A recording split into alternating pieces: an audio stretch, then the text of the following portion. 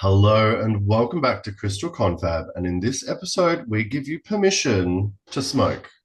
Wait, we give you permission to smoky your quartz. Lads, are we ready to dive into one of the most well-known minerals that exists? I'm excited that there's now a challenge of who can do the wittiest, hilarious introduction. Well done, Kyle. I love Smoky Quartz, but we all obviously need to settle down because this is a very grounding crystal, isn't it? Allegedly. Yeah, Allegedly. yeah. So, Nicholas, I know you really find this one a bit of a grounder. Talk us through it. Yeah, I often turn to smoky quartz for grounding and purification.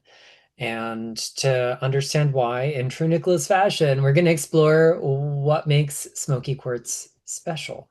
So, smoky quartz gets its color from two things, at least two things that have to happen. The first of which is that a little bit of aluminum is going to substitute for some of that silica that's in quartz. So we get tiny little pockets of alumina. And then the second thing we need is a little bit of radioactivity.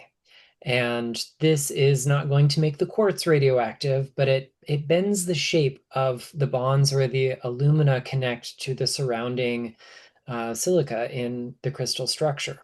And as it does that, it causes it to draw in light from basically the whole spectrum. Now, if there are other things present, we might end up with more than just smoky quartz. If we've got zones of iron, we're going to get some amethyst. If we have some interstitial iron or iron hydroxides, as well as sometimes lithium, then we might end up with citrine instead. And then, of course, there's all that beautiful, transparent, colorless quartz that's out there that still has this alumina in it that's never been activated by this background kind of ionizing radiation. So we need those two factors to come together, and they give us some clues about what smoky quartz does. Now, we all know quartz is this kind of universal energy stone. It does a little bit of everything and it does it well. And that's true for every member of the quartz family. So smoky quartz is that plus something else. It's doing a little bit extra, and that is owed to that extra content. So before we kind of talk about what's happening in it, I want to just kind of demonstrate the range of colors we get in smoky quartz. So, we might immediately picture something nice and dark. So this is one that's pierced by a nice adrian crystal. This comes from Mount Melosa in Zomba, Malawi. It's got a little bit of microcline feldspar on it. I've got some really deep, dark smoky quartz with specular hematite. This one, it's like it has glittery freckles. And this comes from Miracle Pocket up in, oh, I can't remember which county of Colorado. This was a fairly recent find not that long ago. We've got multiple stages of smoky growth that can happen together in something like this guy, which ranges from very, very dark, nearly black, to very pale at the surface. So here's a great example of the jacaré quartz, or crocodile skin quartz, as they call it in Brazilian Portuguese, known to us Healy-Feely folks as celestial quartz. But it can also be fairly pale and transparent. We can get lightly radiated quartz. So, I've got one of my favorite examples of this from southern India, from the state of Tamil Nadu. This is a beautiful singing wand. So if it's struck in just the right way, it rings like a bell. And of course, this one that you will have seen in times past, my favorite piece of Lemurian quartz, which is that nice kind of blush of smoky hints of phantoms. But if we're real lucky, we can actually see where the concentrations of radioactive minerals might have been in the pegmatite in which it formed. And I have one smoky quartz that has what are sometimes referred to lovingly as hotspots. So as I hold this up to the camera, you're going to see little dark speckles. Those are not mineral inclusions. Those are just the places where it essentially got sunburnt by whatever probably uranium bearing mineral was nearby. Um, One of my favorite smokies, though, is small and comes from a very unique location. This is the only specimen I have from this entire continent. And this is my one and only mineral from Antarctica. And it's got some great phantoms in it, which you can't see here. But if you've got a copy of um, uh, one of my books, Crystals for Psychic Self-Defense, it took me a moment to remember where it is. You can see a pretty good image of that with the phantoms in it to give you an idea of what makes it so special. And those phantoms we find in smoky quartz are often due to those concentrations of where the alumina collect during its growth process. So this a little extra addition is drawing in light from the full spectrum. Unlike amethyst, which is drawing in most of the spectrum except violet, it's reflecting that back to our eyes, or citrine, which is drawing in most of the spectrum except that kind of yellowy part, or praise, which is everything but green, and so on and so forth. Smoky quartz, which has the potential to look black or nearly black, is drawing in the whole range of photons, every possible wavelength. And as a result, it creates these kind of almost like in effect like an etheric vacuum cleaner. It's drawing light, drawing energy towards it, which is then stabilizing that bent bond to keep it in place and make it not fall apart.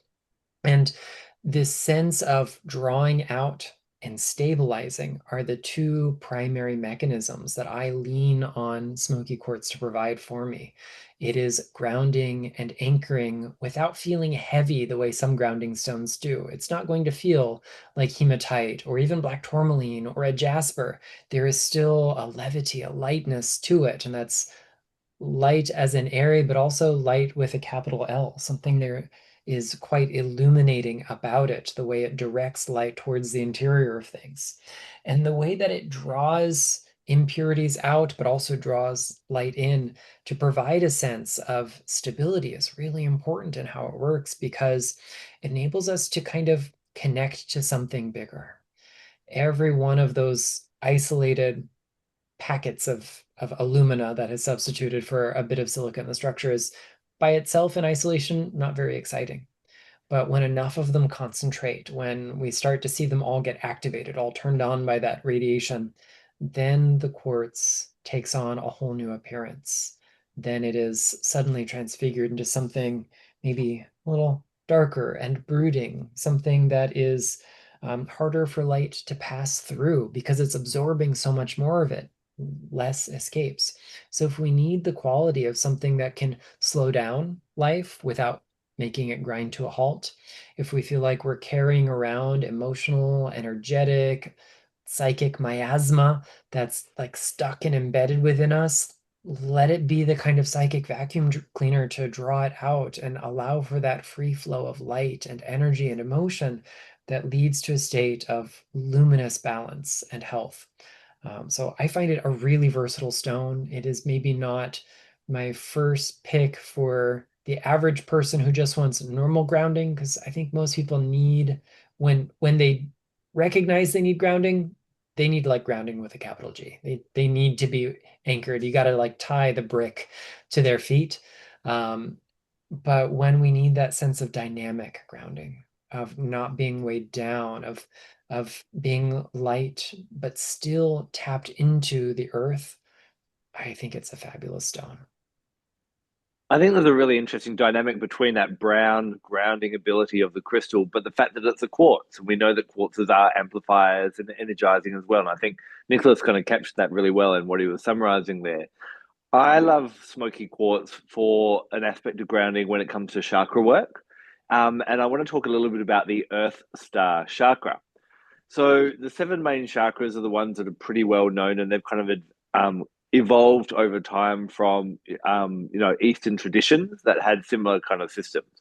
But as we've become more sensitive to energy over the last few decades, people start to sense more chakras within the body and then kind of extending beyond the column of the body as well. So we have our base chakra. Our base chakra resonates with the color red, really great with all different red crystals. And that is about your personal sense of stability and safety in this physical realm. Do you feel, there's no fear in your life? Can you feed yourself, pay your rent, and is your life not under any imminent threat type of thing? That's basically the base chakra.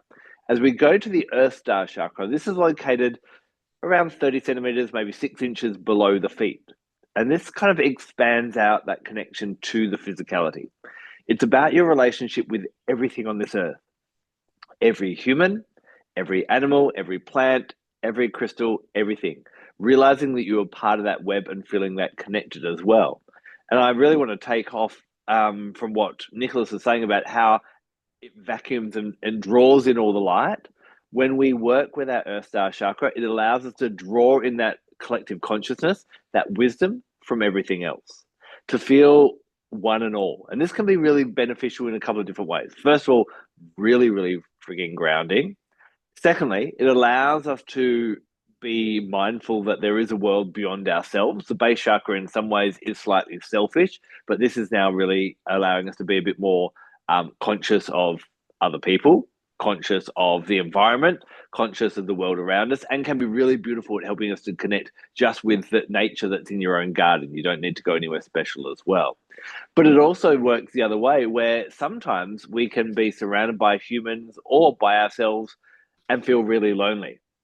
And as we work with the Earth Star chakra and Smoky Quartz as a conduit for helping to bring that in, we can draw in and feel that connection, that you can feel comforted in a forest by yourself, or at the beach by yourself, or watching a bunch of birds fly. You can be connected to that as well. I think in a world that does kind of sometimes promote, it's all about the individual and the individual success, and we're getting more narrow-minded into what's happening in our life. Smoky Quartz can be a really great tool, just reminding you of everything that's around you in that way. For 99% of the time that Homo sapiens have been a recognized species on this planet, we've lived integrated totally with nature. And in the last 1%, we started to draw away. And I don't need to elaborate on that more than just, the average American spends 93% of their time indoors, and most other cultures probably are very similar to that as well. We put ourselves in these big concrete buildings. We close the windows, we control the climate, we have no idea when the sun's coming up or down and what the moon's doing, type of thing.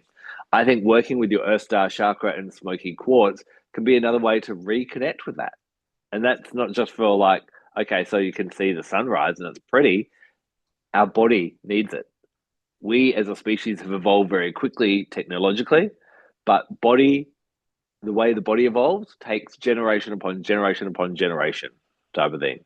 It was way back when we were still walking on fours and more like apes in that kind of way. Our body can't. So working with Smoky Quartz can have some really beautiful ways of helping you to feel connected, feel comforted, but also to be healthier in that type of way as well. We live in a world where we're being overstimulated all the time. I think it's a really valuable tool. And I just think it's one that you either need to, wear a lot. I think it's a really great one to wear. A couple of pieces in the pockets to have it lower. If you do want to do Earth Star chakra meditation, laying down on the earth, putting it beneath your feet or below your feet or, between your feet can be really powerful as well. Or if you've got like a large Smoky Quartz Lemurian that's probably just taking up too much space in your house, I would pop it in the mail to me and let me meditate with it. And that would be a really great way of working with Smoky Quartz as well. Wouldn't you agree, Nicholas? I don't have a spare, so I'm so sorry. If I end up with a third, I'll let you know that it will stay here as well. Okay, well, you don't have to have a spare, but maybe I could become the heir and inherit them one day. So if you're reworking your will, let me know. What about you, Kyle? What do you love smoking? You've talked before about you being a very fiery, creative, dynamic person. There's lots going on. Does Smoky Quartz work well for you? I would say thank you for saying everything but undiagnosed ADHD. I appreciate that. It's really, really generous of you. For me, Smoky Quartz is all about, pardon my vulgarity, turning our shit into manure, right? Life is life. It happens. Is it happening to us? Is it happening for us? These are the questions that we need to ask. But with Smoky Quartz, whether it be large or small, and sometimes we need to invest in big, large, complex clusters. This is a piece from but it's called the Thunderbolt Pocket, that was discovered earlier in this year. I love this piece. It now sits on my coffee table. It is really about shifting the idea of things being negative, things being shitty, things being crappy, into, okay, what can I actually do? What can I do about this situation? What am I actually capable of? Why am I so frustrated? Why am I so emotional? Why is this getting me down? It allows you to go, let's just take a breath, put my feet in the earth, get some centering, go, what can I do? Why am I feeling this? What is happening? Am I as stressed as I think? Am I just reacting? Is it really dramatic, or am I making it dramatic?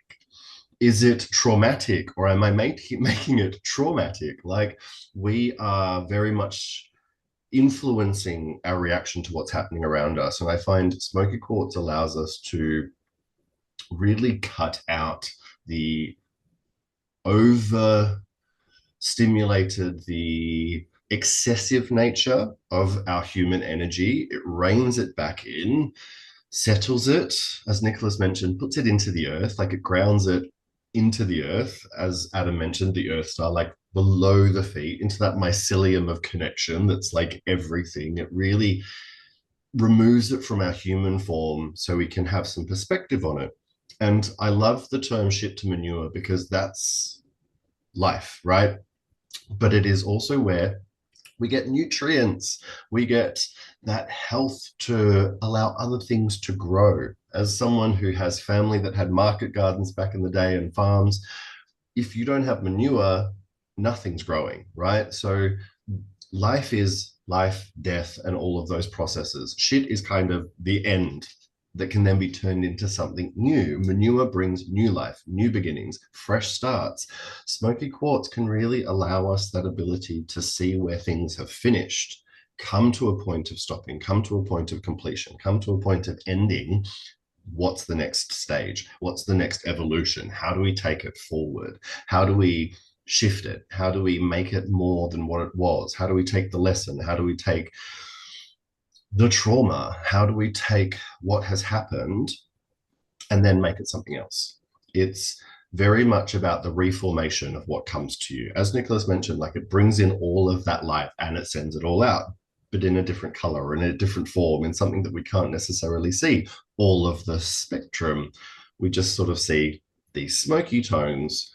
And so it's allowing it all to be not muted, but like settled into a complete picture. It reins things in for me in ways that stones don't. Other ones do not in the same way. Two of my most favorite skulls are also smoky, one of my oldest and one of my most recent. They are the things that I call upon when I really need to like ground myself and listen. The skulls definitely help, but it is a stone that helps you to listen to yourself and listen to what's happening around you, listen to the guidance that is present. Because when things are happening, when we're caught up in drama, when we're in pain and frustration and all of the things, what's next? What comes afterwards? We are allowed to feel, but if we get stuck in those feelings, if we get caught up in that past, if we don't change our form, then that's where we stay. And that's the shit to manure thing, right? It turns from something that has just become excrement to something that can actually be really useful, something that can be beneficial, something that, when treated correctly and used correctly, this is the thing, we're not going to be eating it, we're not going to be like washing our dishes with it, but we are planting new seeds in it. We are putting it over a garden that is already established to give new energy and new life. It's incorporating all of these lessons that happen to us and allowing them to teach us and help us grow. Smoky Quartz, for me, is a stone that expands upon who you are through the lessons, through the ups and the downs, through, like this one, the phantoms, through all of those layers that you see that come to us. We're able to integrate it with Smoky Quartz. And I think that's a really important word, is integration on our spiritual journey. We love to skip steps. We love to get that quick fix, right? We love to have things be done for us, where I find all of the Smoky Quartz, whether it be super dark, whether it be super light, it will help you to integrate what's been going on. It will help you to understand the lessons. And of all of the crystals that have been coming to me in the last 12 months, Smoky Quartz has been at the forefront. And it's really, really interesting. Like this piece that has the phenakite growing on it that was only found in June of this year, really, really special, to something like this morella, which comes from Victoria. It has this ability to help us grow upon what we know. And personally, I have been doing a lot of learning, integrating, learning from you two, learning from Ashley, learning from different people, integrating a lot of work personally in my own mental and emotional side. A lot of work has been going on behind the scenes that no one gets to see, that has been heavily influenced by my Smoky Quartz. And it has allowed me to process. It has allowed me to understand all of these really weird and seemingly disparate lessons that have come from past work, that has come from family, that has come from my own personal choices. And again, seemingly disparate things coming into connection and coming into, oh, this actually stems from this point all the way back here. And now I can work my way back, and I can utilize that information to not make the same mistakes again. For me, Smoky Quartz really helps us to not repeat negative patterns, repeat the things that bring the shit, repeat the stuff that can hinder our personal growth. I find it really brings an awareness and an understanding, an ability to move forward. I find especially like your Brandbergs, your Smoky Brandbergs can be deeply profound in how they help us to grow and change, and how they help us to understand information.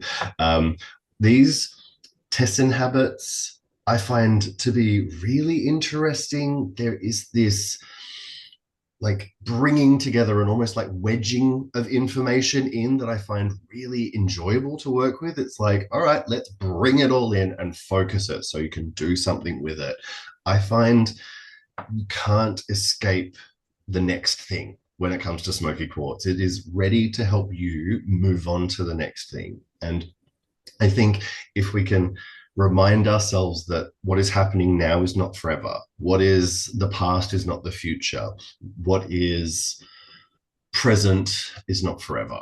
And I think if you are dealing with those sorts of things, trying to work through those sorts of things, whether it be large or small, Smoky Quartz will be a very, very beneficial supporter. It will be a very, very confident friend, and I find it to be like no holds barred as well. It's actually not going to let you get away with anything either. It will enforce its energy upon you and ensure that you're going to do what needs to be done.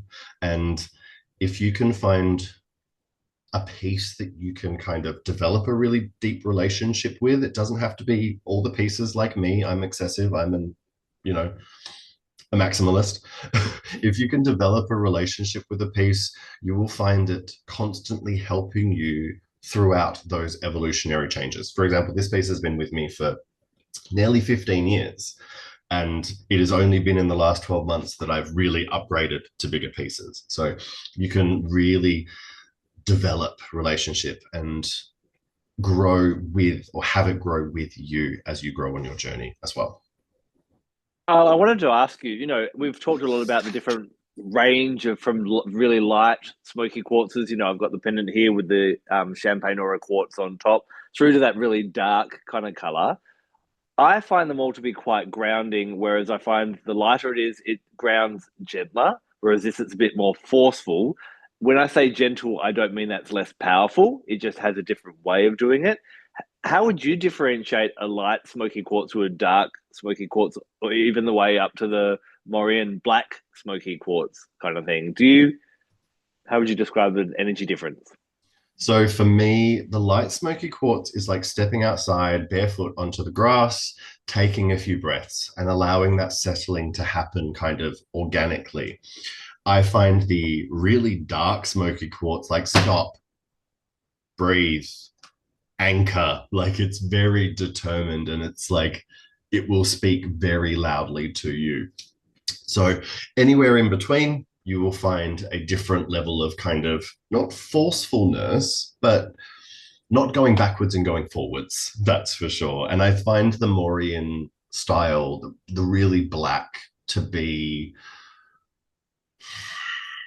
almost a connection to the void than like grounding. Mauryan has this like connection to everything that we can't see, as well as the grounding. I find it kind of grounds us to infinite possibilities, if that makes sense. And then if you can work with something that's got the smoky and the amethyst together, like this galaxy pocket piece that comes from WA, you've got the Brandbergs, there's celestials that come from Brazil. There are literally smoky amethysts that you can find all over the world. I find these, I would argue, to be some of the best teacher crystals that exist, full stop, end of sentence. The combination of the smoky and the amethyst allows us to process, understand, and work through and integrate information that is seemingly overwhelming or too profound. It allows us to ground it, bring it through the body, and work through it in really healthy ways.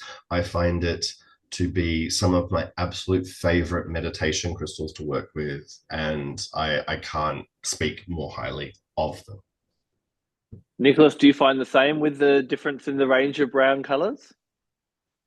There definitely is like dialing up the degree of intensity, or maybe rather than intensity, we could say like expediency. Subtle doesn't mean less powerful. It just means we're not necessarily moving at the same rate. Eventually we get there, right? You can amble down the sidewalk or you can sprint. You get to the same destination. You feel differently at the end of those two journeys, though. And sometimes the sprint is necessary and cathartic, and other times it's unpleasant. So matching the right tool to the right job always requires a certain degree of sensitivity. And having options is nice. Sometimes you want the pale stone, and sometimes you want the really, really dark one. I love that analogy of how to get down the sidewalk or whatever, for sure. I wanted to share a bit of a practical use that I think is really great for smoky quartz, just using it really simply as a worry stone. You know, we get to the end of the day, and this can be done just before you go to bed, or I would actually recommend doing it around sunset, because it's really good to kind of start changing your mentality as the sun goes down. We are one of the few we're pretty much the only species on this planet that ignores the sun when it does go down. But what you do is you get your smoky quartz, and you either want to, if you feel comfortable speaking to it, you speak it, or you write down what your worries are for that day, what's stressing you out. Why do we have to, why do we speak it or write it out? Because if you've ever watched your thoughts, they are kind of like thousands of ping pong balls in a fairy floss machine. They're not linearized. So by actually verbalizing it out loud or writing it, you're kind of settling it down. It's like allowing a glass of muddy water, holding it still and allowing it to settle.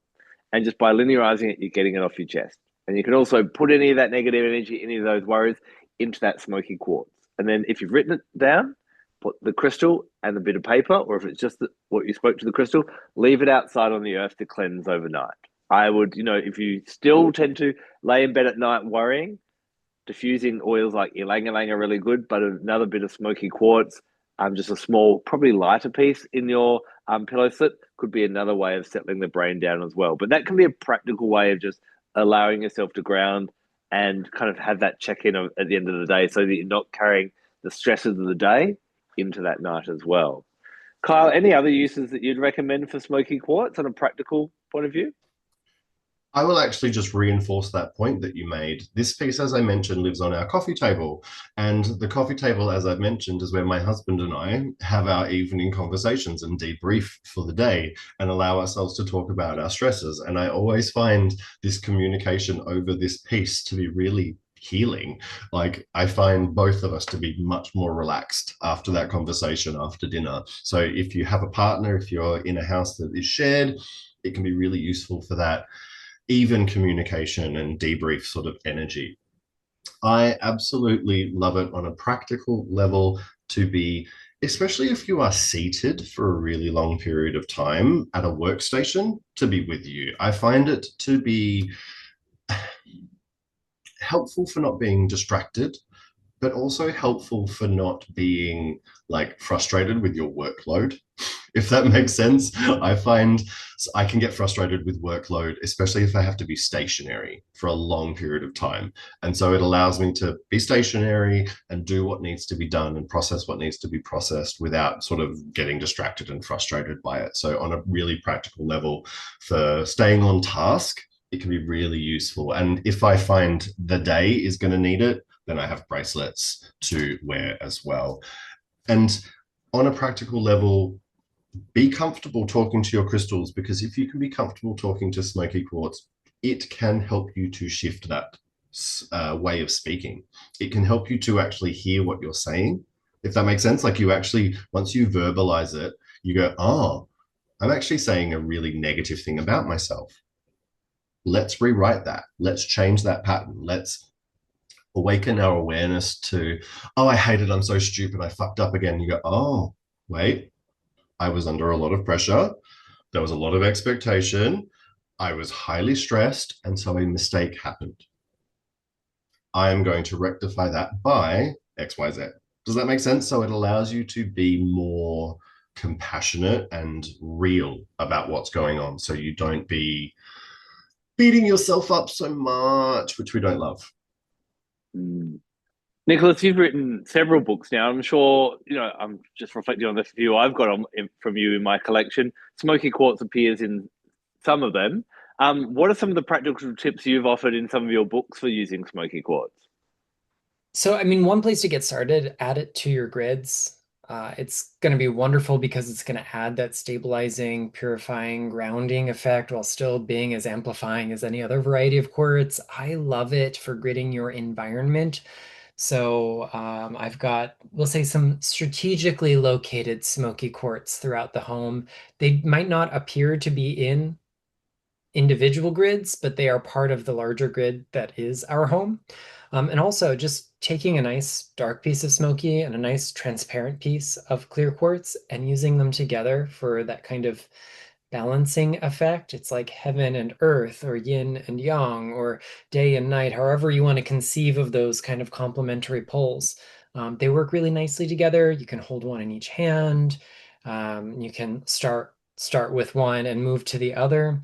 And then that's going to help to kind of balance whatever polar flows of energy are within us, to kind of expand on your idea of smoky quartz at the Earth Star chakra. Go ahead and place a clear quartz up at the Soul Star chakra and get this sense of like divine alignment flowing through you. And that's a really nice and gentle way to work with that energy too.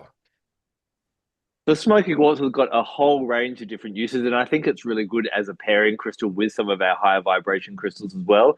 This is where you come into play. We would love to know your favorite ways to use smoky quartz and how you love to pair it. Leave a comment in the section below, and we can try all the different combinations and find out what works best as well. We'll be back next week when we dive into another gift from Mother Nature. Until then, take care and blessed be.